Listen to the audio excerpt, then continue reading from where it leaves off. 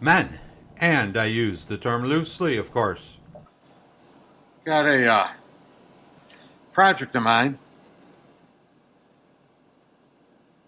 My buddy up north, Siberian Cycles, needs a adapter to put a stock oval air cleaner onto a round slide Mikuni. And if you search the internet, air cleaners for the round slide Mik,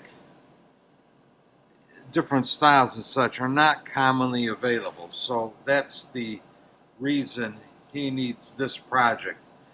And I got a chunk of billet left over from when I made some triple trees for one of my bikes, geez, like 10, 15 years ago.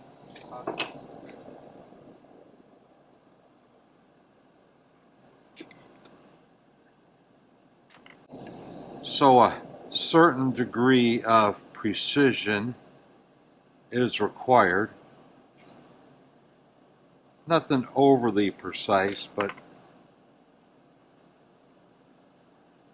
center finding like this will work just fine.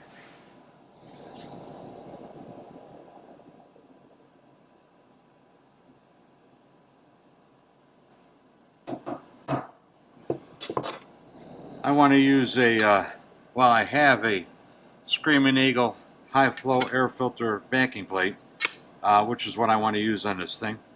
These 3 holes that would normally mount it to the carb, of course, have got nowhere to attach to this thing. And they're a little too close, maybe, to this edge. I don't know that I'm going to have any wall thickness if I just, drill and tap whatever I put on here. So I want to pick up these 2 holes. So I need something pretty much 5 inches in diameter, which is pretty much the whole size of the block. I just set my dividers to 2.5 inches and scribed out that circle. The other thing I need to do is to make the hole in the middle big enough to be kind of a snug fit around here. And that is 2.450, well, 2.445. And these are, of course, just, rough dimensions, kind of guidelines for layout and initial rough machining.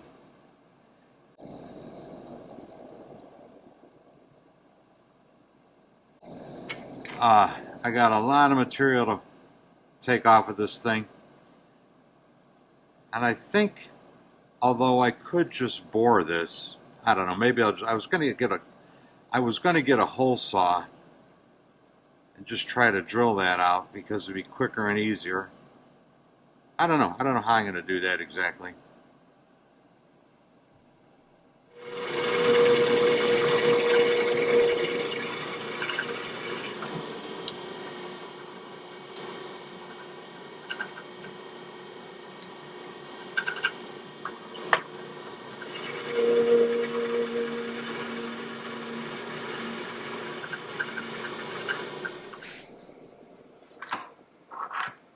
We're going to tap this for a half 13 bolt or hunk of threaded rod or whatever I got laying around. This is all part of the big plan.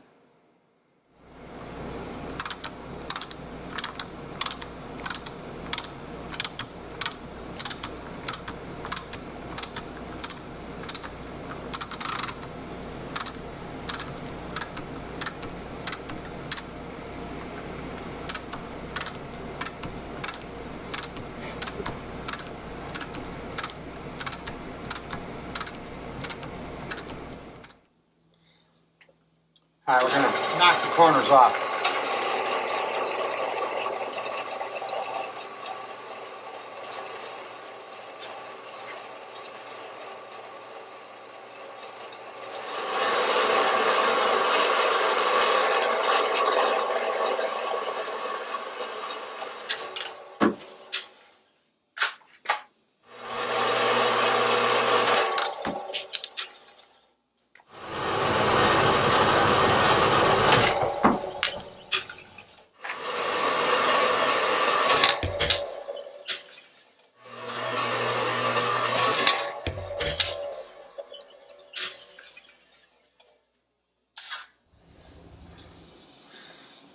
Alright, I got a 1/2 inch bolt chucked up over here. The head of the bolt is up against the back of the jaws so that when I screw this thing on and the cutting action tries to pull, you know, the bolt out, it can't go anywhere, so it's going to stay on there tight.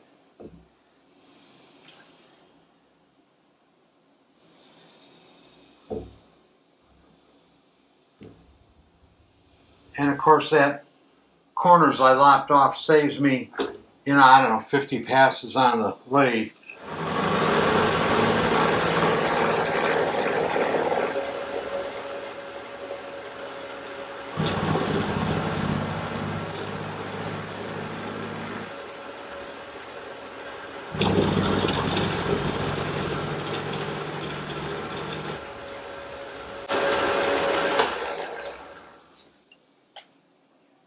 Alright, that's looking pretty good.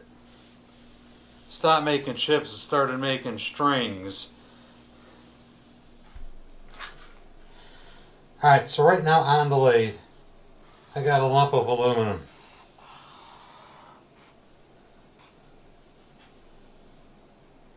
From one end to the other end, it's about 5 inches in diameter. It's also about 1.5 inches wide. I want to leave a flange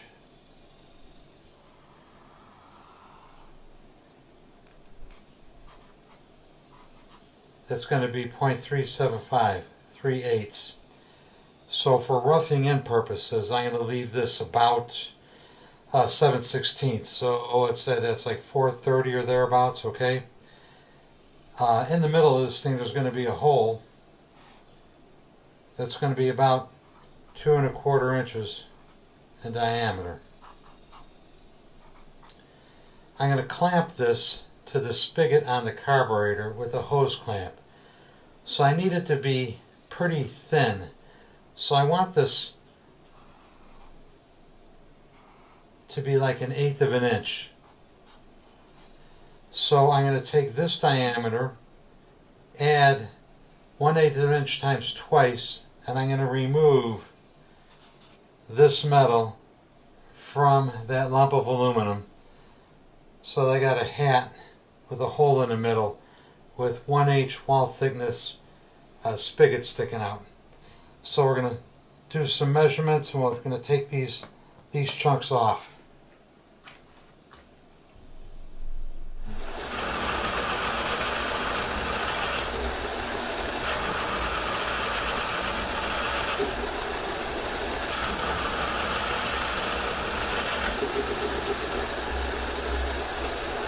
Anyway, you got the idea. I'll bring it back when I'm close to the end. I overshot my dimension here. I wasn't paying attention. I overshot it by 0.10 of an inch. Should not be a big deal. I got a little bit of a form tool because I want to put a radius down in this corner to keep this thing from cracking. This is going to end up being kind of thin, this wall thickness over here, and I'm a little bit worried about that. So we're going to put a nice radius in there to alleviate stress riser problems. Alright, this will be the last pass on this side. I'm still going to be about 10 or 15 thou fat over here, which is okay, because I want to face off the other side. It's got some, you know, scratches, nicks, gouges from laying around the shop and being beat on. So we'll take the last 10 off of this side.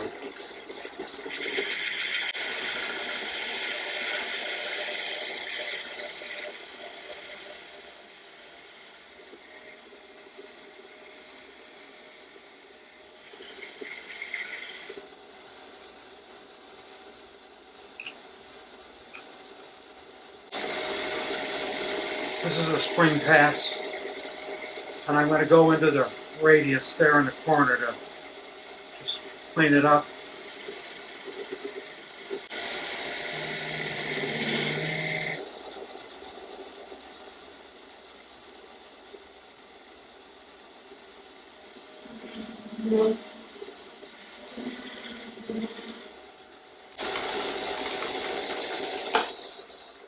think we're going to call that good. Now, of course, I got to bore the hole in the middle. I'm going to take a break and let this thing cool off. You know, there's time in many of these little projects where I find that I have somewhat out-clevered myself. And this little project, I needed to be able to hang on to this thing and get to it. So I used a 1/2-inch bolt as an arbor, if you will. And of course, as you're running the lathe, it serves to tighten it onto the bolt. Well, I got some bitch on there, and I can't get it off. I can't loosen the chuck anymore because the jaws are, you know, this whole thing is pulled tight against the jaws. So I already have my oil filter strap wrench out here, and it wouldn't go small enough. And I have a piston ring compressor out here. It won't go small enough either. But I have another piston ring compressor. So let's see if it will go small enough to tighten on that thing and possibly clamp onto it good enough to get it off of there.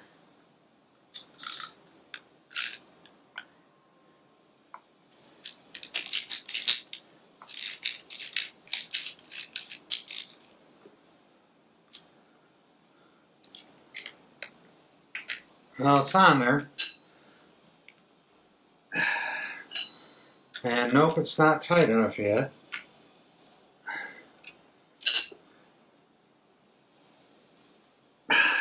Fuck. Ay, ay, ay.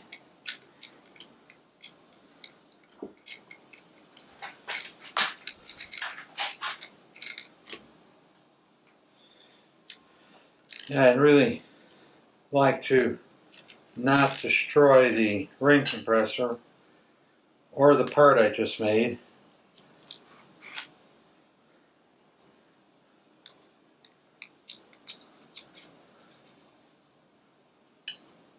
Fuck.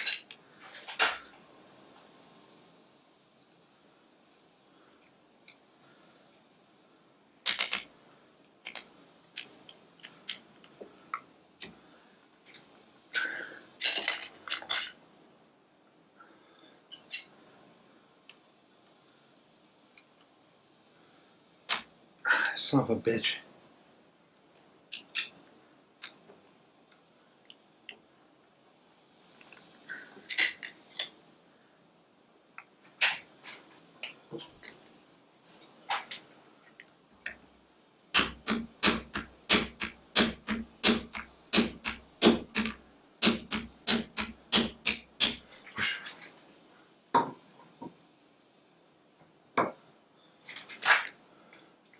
Oh, there we go. I out-clevered myself the other way.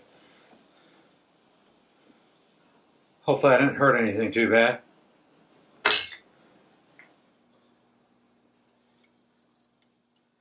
Alright, we're going to try something I haven't tried before. I need to bore this out to just about 2 3/8 or thereabouts.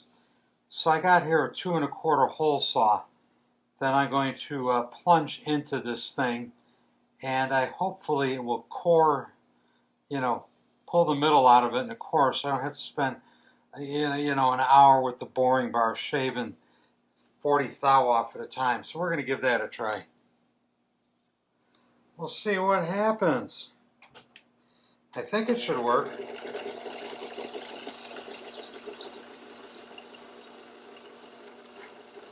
I suspect it's going to wail like a banshee.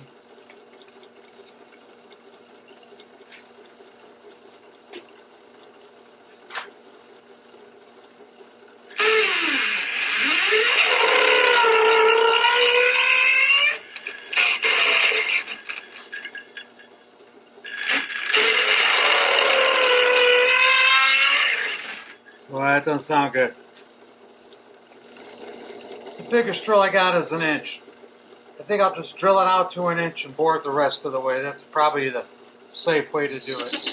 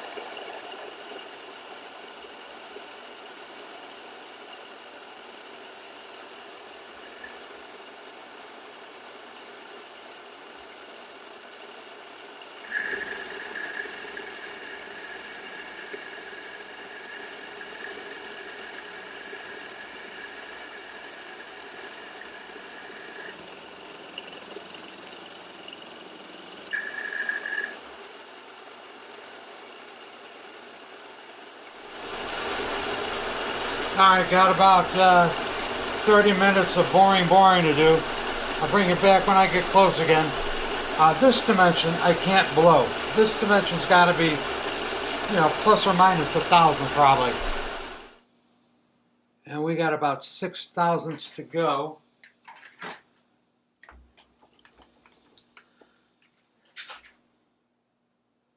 So let's see, we'll take 3 on the dial. And that should put us right there.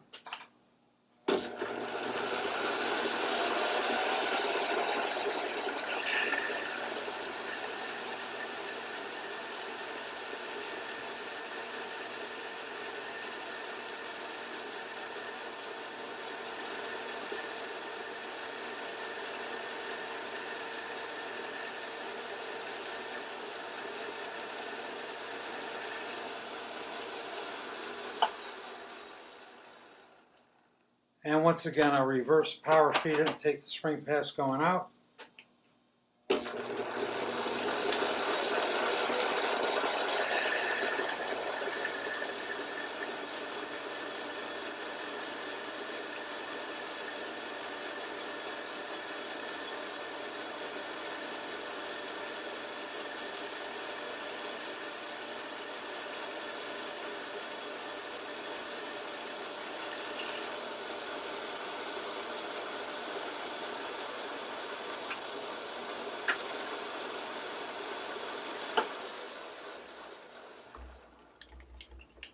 And this should put us right where we need to be.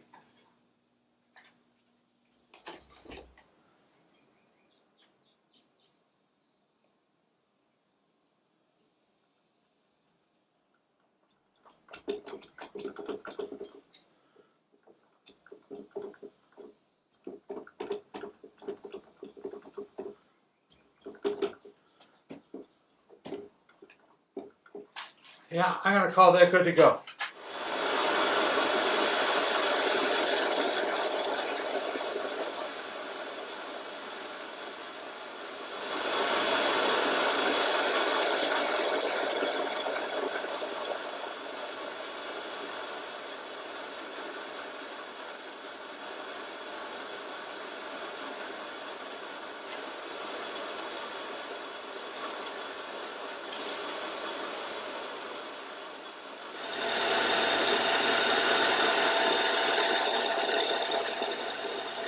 Power feeding a couple of thou face cut on this thing.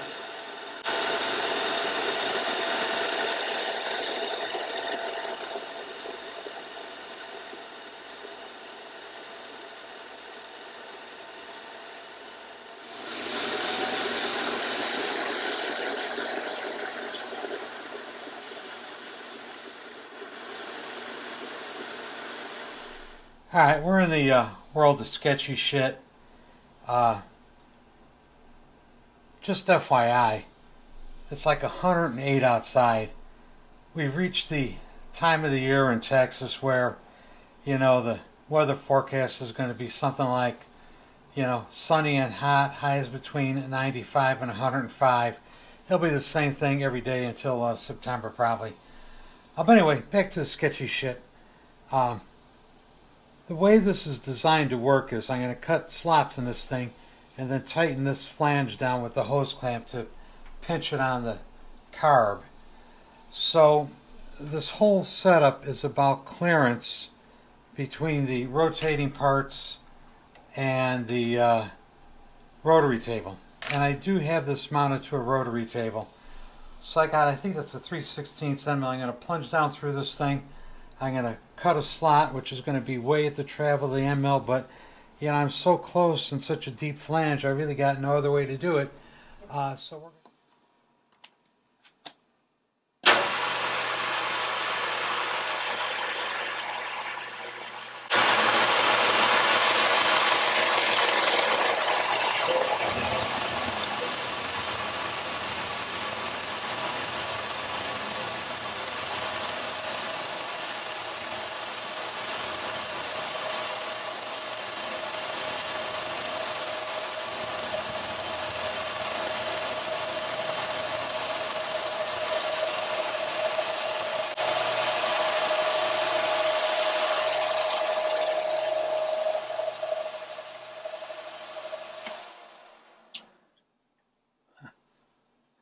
Well, that went pretty good. And by pretty good, I mean I didn't break any tools, didn't fuck up the part, so I think this is going to work. I've been back and forth. Do I want 6 grooves or 3 or 4? I think I'm going to go with 6. So I've got this on a rotary table. I'm just going to crank it around 60 degrees and do the next one. All right, here's the last slot.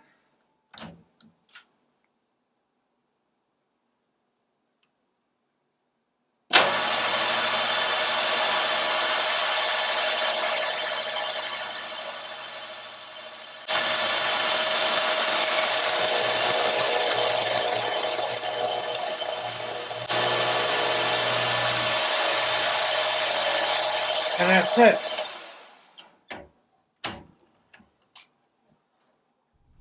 You know, due to the long stick out here and that I was doing all the milling on the end, I was really worried about this thing working. It worked fine. Let me show you the setup.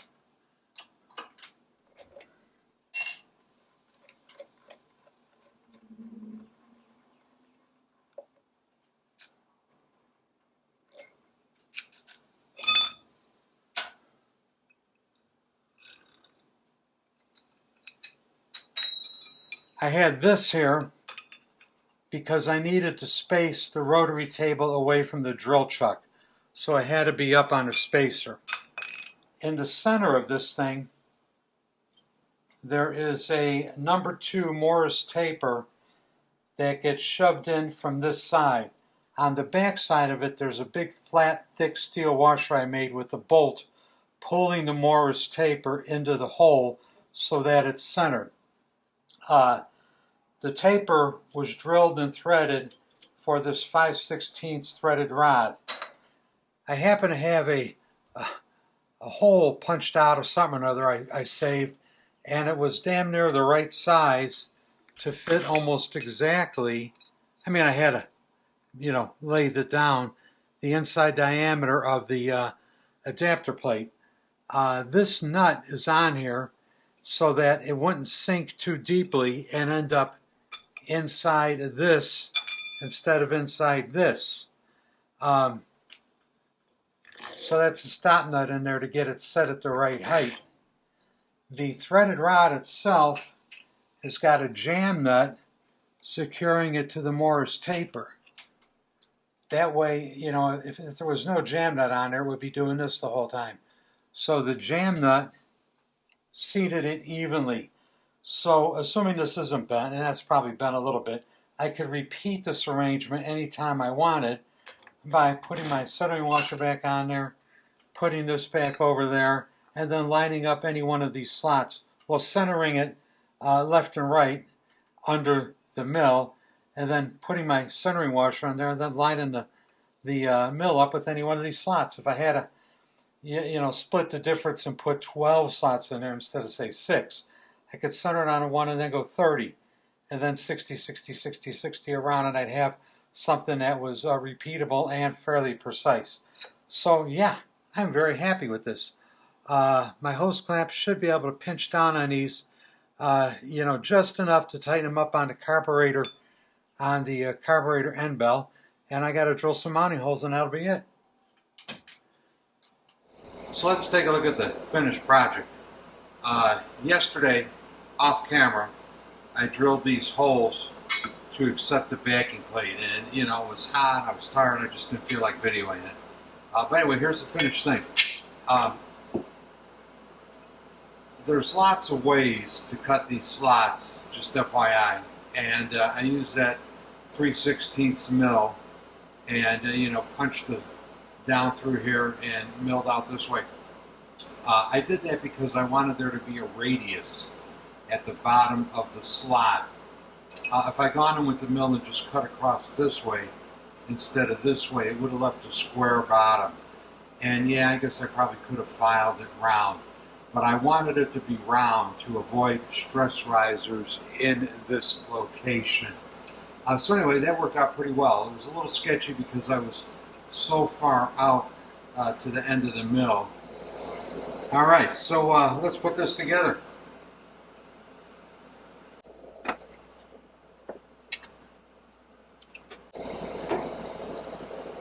And this is stainless hardware, so it gets a little gob of anti-seize on it. Oh. Then we got plus. And we got plus.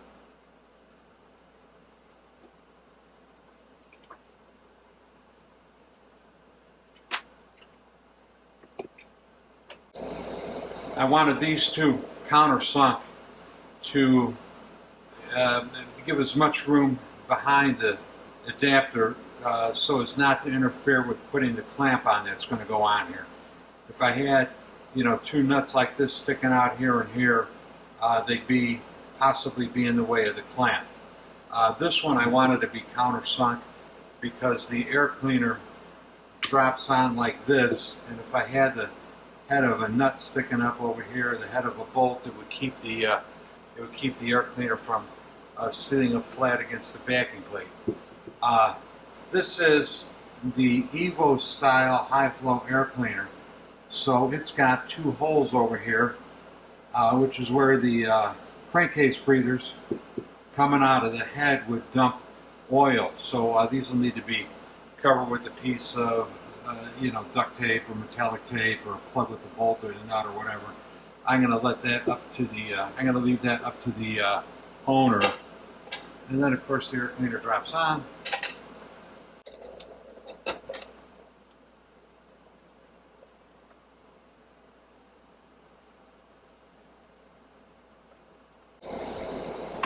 And there you have it, one air cleaner assembly. The round slide Mik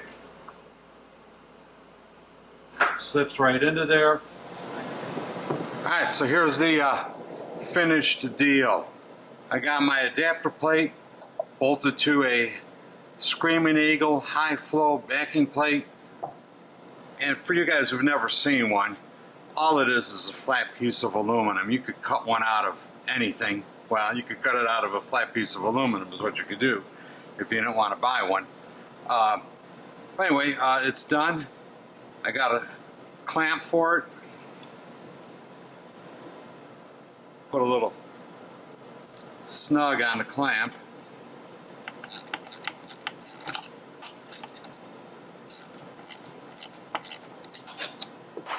And then we'll stuff the carburetor in there.